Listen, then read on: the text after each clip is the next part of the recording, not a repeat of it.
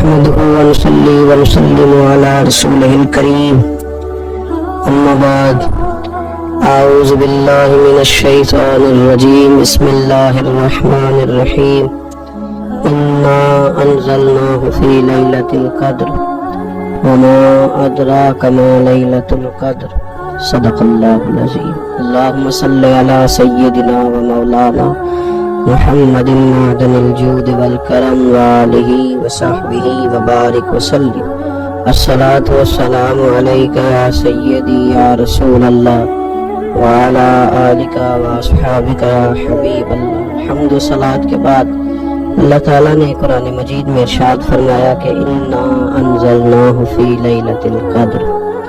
فرمایا بے شک ہم نے اس قرآن پاک کو لیلۃ القدر میں نازل کیا ہے، قدر والی رات میں نازل کیا. وما ادراک ما لیلۃ القدر. قرآن مجید کے انداز پر غور فرمائیں. فرمایا تم کیا جانتے ہو کہ لیلۃ القدر کیا ہے؟ تمہیں کیا خبر ہو کہ لیلۃ القدر کیا ہے؟ اس کی اہمیت دیکھیے. میں کہا کرتا ہوں کہ صرف اس ایک فکرے کو دیکھ لیا جائے، وما ادراک ما لیلۃ القدر، اور تم کچھ جانتے ہو کہ لیلۃ القدر کیا ہے؟ تمہیں کیا خبر کہ لیلۃ القدر کیا ہے؟ لیلۃ القدر 1000 مہینے سے بہتر ہے. ان آیات کو دیکھیں اور ساتھ نبی پاک صلی اللہ علیہ وسلم کا وہ فرمان دیکھیں جس میں حضور علیہ السلام نے فرمایا تمہارے پاس ایک مہینہ آ رہا ہے رمضان کا، اس میں ایک رات ہے جو 1000 مہینے سے بہتر ہے. اور یہ لفظ کتنے جھنجھوڑنے والے ہیں. حضور علیہ السلام نے فرمایا جو اس رات محروم رہ گیا وہ ہر نیکی سے محروم رہ گیا. جو اس رات محروم رہا محروم ہی رہ گیا.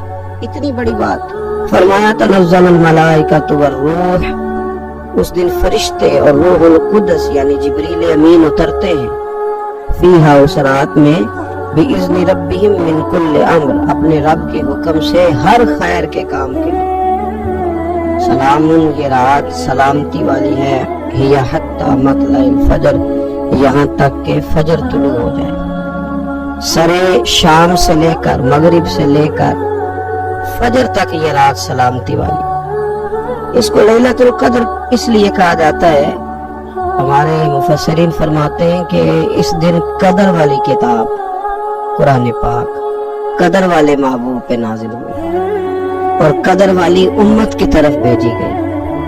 نبی پاک صلی اللہ تعالیٰ علیہ وسلم نے جب پرانی امتوں کی عمریں دیکھی، نہ کسی کی 1000 سال ہوئی، کسی کی اس سے زیادہ ہوئی، تو اللہ کے محبوب علیہ السلام کے دل مبارک میں یہ خیال آیا کہ میری امت کی عمریں تو بڑی تھوڑی ہوں گی، تو کیسے اتنی لمبی نیکیاں کر سکیں گے؟ تو اللہ تعالیٰ نے پھر لیلۃ القدر عطا فرمائی.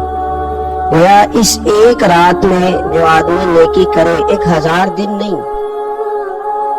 کتنا لوگوں کو شوق ہے کہ کوئی ایسا جیک لگے یکدم میری ساری چیزیں بڑھ جائیں. اس پر بھی تو ذرا غور کرے نا. یہ ایک رات 1000 دن سے نہیں، 1000 مہینے سے افضل ہے. 1000 یکدم آپ کی نیکیوں کی عمر 1000 ماہ تک چلی جاتی. کتنی بڑی فضیلت کی بات ہے. میرے رسول کریم صلی اللہ تعالی علیہ وآلہ وسلم خاص توجہ دلاتے اس رات کے حوالے سے، خاص توجہ دلاتے. اور یہ رات کب ہوتی ہے؟ صحیح حدیث میں موجود ہے. نبی پاک صلی اللہ تعالی علیہ وسلم نے فرمایا کہ اسے رمضان کے آخری عشرے میں تلاش کرو. گویا یہ جو 5 طاق راتیں ہیں نا، 21ویں، 23ویں، 25ویں، 27ویں، 29ویں، ان طاق راتوں میں اس رات کو تلاش کرو. اس رات اللہ کے فرشتے نازل ہوتے ہیں. آسمان دنیا پر، زمین پر فرشتے اترتے. حضرت جبریل امین علیہ السلام انہیں لے کر کے آتے ہیں. اور فرشتے کیا کرتے ہیں کہ جو بندہ اس رات اللہ کی یاد میں موجود ہو، جو بندہ اللہ تبارک و تعالیٰ کے ذکر میں موجود ہو، جو بندہ اس دن اللہ تبارک و تعالیٰ کی بارگاہ میں کسی بھی طور پر حاضر ہو، فرشتے اس کے لیے دعائے مغفرت بھی کرتے ہیں اور رب کی بارگاہ میں التجائے رحمت بھی کرتے ہیں. اور ایک روایت میں ہمیں یوں بھی ملتا ہے کہ فرشتے اس سے مصافحہ بھی کرتے ہیں، ہاتھ بھی ملاتے ہیں. دیکھیے نا کتنی سعادت مندی ہے کہ انسان عبادت کر رہا اور فرشتے اس کی زیارت کو آئے. ہمارے صوفیاء فرماتے ہیں تو پکا پروگرام بنا لے عبادت کا، فرشتے کئی بار تیری زیارت کو آیا کریں. اور پھر ایک اور بات یہاں بڑی قابل توجہ ہے کہ انسان جب محسوس کرتا ہے نا مجھے کچھ دیکھ رہا ہے تو ذرا اس کی عبادت کا انداز بھی تھوڑا تبدیل ہو جاتا ہے.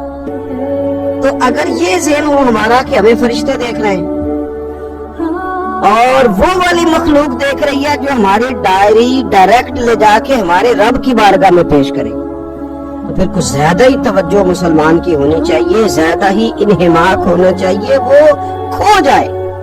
ٹھیک ہے ہم کمزور بھی ہیں, ہمارے اندر کچھ پریشانیاں بھی ہیں, ہماری بیماریاں بھی ہیں, ہم لاغر بھی ہیں, ضعف بھی آ جاتا ہے, تھکاوٹ بھی ہمیں آ لیتی ہے, لیکن لمبی تو بات ہی کوئی نہیں, 5 تو طاق رہتے.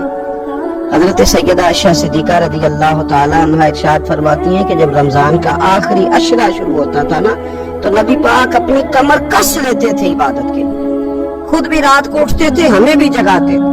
دیکھو سونے کے دن تو نہیں ہے, تو جاگنے کے دن ہے. ساون کی کالی راتوں میں جب بوندا باندی ہوتی ہے وہ راتوں کو اٹھ اٹھ روتے ہیں جب خلقت ساری سوتی ہے. یہ رب کے بندوں کی شان ہے. اور ویسے بھی درویش کہتے ہیں کہ رات پوے تے بے درداں نو نیند پیاری آوے, درد منداں نو تے یاد سجن دی سوتیاں وی آن جگاوے. تو یہ وقت ہے خاص, اس خاص وقت اس بات کی طرف ضرور توجہ کرنی چاہیے. اور یہ جو کہا گیا نا کہ فرشتے نازل ہوتے ہیں بِإِذْنِ رَبِّهِمْ مِنْ كُلِّ أَمْرٍ, اللہ کے حکم سے آتے اور ہر کام کے لیے, ہر امر خیر کے لیے آتے. اس میں بھی ہمارے مفسرین نے لکھا ہے کہ وہ تمہارے لیے پورے سال کا فیصلہ کریں گے کہ تمہیں کیا دیا جائے گا, تم کیا حاصل کرو گے اللہ تبارک و تعالیٰ کی بارگاہ سے. تو اس کا معنی یہ ہوا کہ پھر تو یہ لینے کی رات ہے. ایسا نہ ہو کہ فرشتے آئے ہو رب کی بارگاہ سے یہ پیغام کرم ہو کہ دینا ہے اور لینے والے سو رہے ہوں, وہ آرام میں ہو. تو یاد رکھیں خیرات اسی کے پیالے میں آتے ہیں جس کا پیالہ سیدھا ہوتا ہے, اور اگر پیالہ سیدھا نہ ہو تو خیرات پھر پیالے میں نہیں آیا کرتی. تو پھر اس کو جو کہا گیا نا کہ یہ سلامتی والی ہے, تو اس میں ایک اور بات بھی ہمارے پھر مفسرین نے لکھی ہے کہ اس رات شیطان تو ویسے ہی قید ہے, اس رات بندے کا نفس بھی نہیں اسے تنگ کرتا. یہ طاق راتیں اتنی حسین ہے کہ تھوڑی سی بندہ ہمت کرے تو اللہ عبادت کے لیے اس کے دل کو قرار عطا کر دیتا ہے, اسے سکون ملتا ہے, طبیعت ٹھنڈی ہو جاتی ہے اور وہ بڑے ذوق کے ساتھ اللہ کی عبادت کرتے ہیں. خوب بیداری کا مظاہرہ کریں طاق راتوں میں. میں نے رمضان سے پہلے مشورہ دیا تھا کپڑے وقت پہ خرید لو عید کے, اور وقت پہ سلا لو, اور وقت پہ چیزیں لے لو. یہ جو خاص دن ہیں عبادت کے, یہ لوگوں کے بازاروں میں گزر جاتے ہیں. یہ زیادہ تر وقت ہمارا خریداری میں اور شاپنگ میں اور ایسے مہمل کاموں میں صرف ہو جاتا ہے کہ جن کی وجہ سے یہ خاص چیزیں جو ہمیں میسر آنی تھی ان سے ہم کئی دفعہ رہ جاتے ہیں. تو اس رات کرنا کیا ہے, زیادہ سے زیادہ کھڑے ہو کے رب کی عبادت کریں, قرآن شریف کی تلاوت کریں, استغفار پڑھیں. سیدہ طیبہ طاہرہ حضرت عائشہ صدیقہ رضی اللہ تعالی عنہا نے عرض کی یا رسول اللہ اگر مجھے یہ رات مل جائے تو کیا پڑھوں؟ فرمایا عائشہ تم یہ دعا مانگنا, اللہم انکا عفو, اے اللہ بے شک تو درگزر کرنے والا, تحب العفو, اور تو درگزر کرنے کو پسند بھی کرتا ہے, فاعف عنی, ہم سے بھی درگزر فرما, ہمارے گناہوں کو معاف فرما. یعنی اس رات اللہ سے درگزر کا سوال کرے. جو لوگوں کے سامنے اپنی خطائیں ہوتی ہیں وہ تو ویسے بیچارے ہر وقت معافی مانگتے رہتے ہیں. جن کے پیش نظر اپنی غلطیاں ہوتی ہیں, جو اپنے رب کریم کی بارگاہ میں حاضر ہونے کا ارادہ رکھتے ہیں صاف ستھرا ہو کر, وہ تو ویسے ہی معافی کے طلبگار ہوتے ہیں. تو یہ تو خاص چانس ملا ہے معافی مانگنے کا, تو بالکل سستی کا مظاہرہ نہ کریں.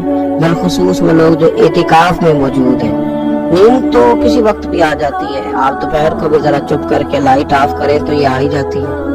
آپ سر شام بھی تھوڑا سا کھانا کھانے کے بعد اگر کمر سیدھی کرنے کو بھی لیٹ جائے تو نیند تو پھر بھی آ ہی جاتی ہے.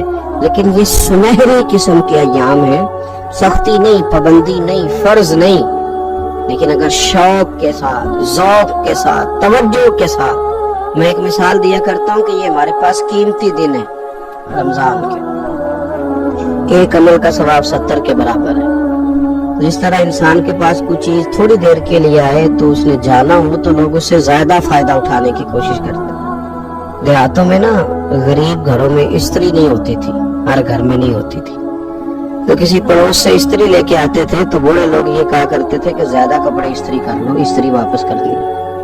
जिस चीज को वापस करना हो थोड़ी देर के लिए हमारे पास हो, उससे ज्यादा लोग नफा लेने की कोशिश करते, तो ये तो थोड़े दिन बाकी रह गए, ताकरातें थोड़ी रह गई, ज्यादा नफा लेने की कोशिश करें। अल्लाह ताला इस साल जब फरिश्ते लैलतुल कद्र पे आए तो वो उम्मत मुस्लिमा के लिए ऐसा रहमत का पैगाम लेके आए कि दीन फिर से गालिब हो जाए, इस्लाम पूरी दुनिया के अंदर अपने गलबे के साथ सामने आ जाए, कुफर का, जुल्म का, ज्यादती का, जबर का हमेशा के लिए खात्मा हो जाए। और अल्लाह ताला इस साल लैलतुल कद्र में जिन लोगों को माफ करेगा, रब करीम हम सब के नाम उसमें शामिल फरमाए। आखिर दावा अनिल हम्दुलिल्लाहि रब्बिल आलमीन।